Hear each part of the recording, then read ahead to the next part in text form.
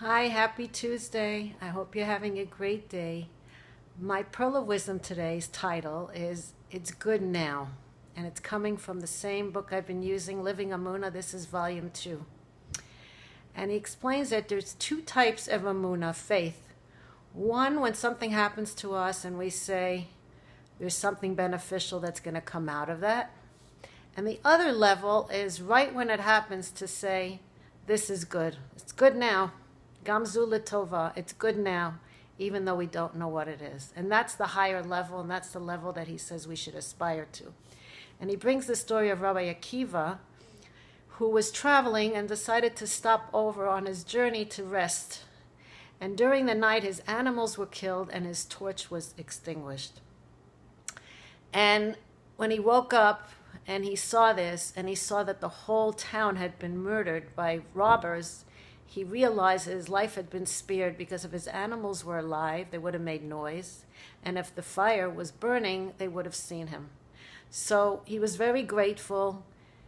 He knew that it was all for his good, and he right away accepted the fact that this is good. So that was a very high level for him to be, and that's the kind of level that we would want to be on. And he also explains that in the future, all the offerings that the Jews had to bring up in the Holy Temple, the only one that will continue is the gratitude one. And he says, because in the future, we're going to know why every ache and pain and agony happened. And when we see all the details, and it appeared that Hashem, God, was angry at us, and indeed he really wasn't, and that everything really was a benefit to us, we'll be so busy thanking him. And so that's why that will continue, because we'll want to thank him for everything that appeared to be really horrible, but it wasn't.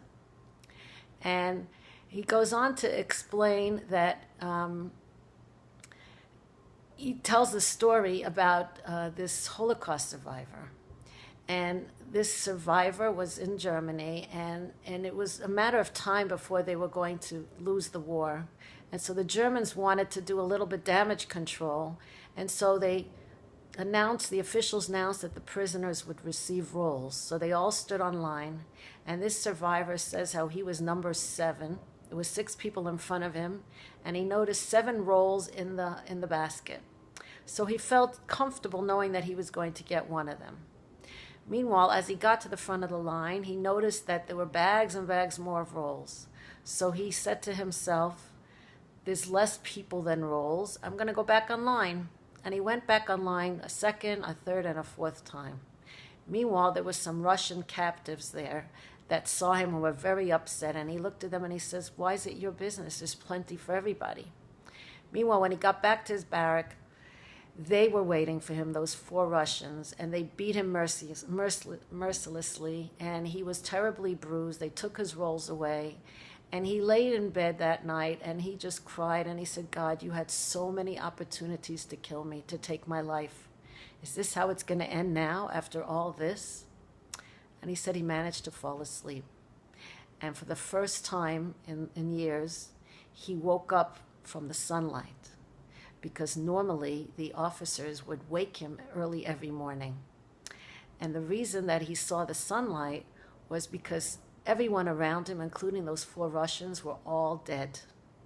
And he realized that the rolls had been poisoned and his life had been spared. So he thanked God for sparing his life.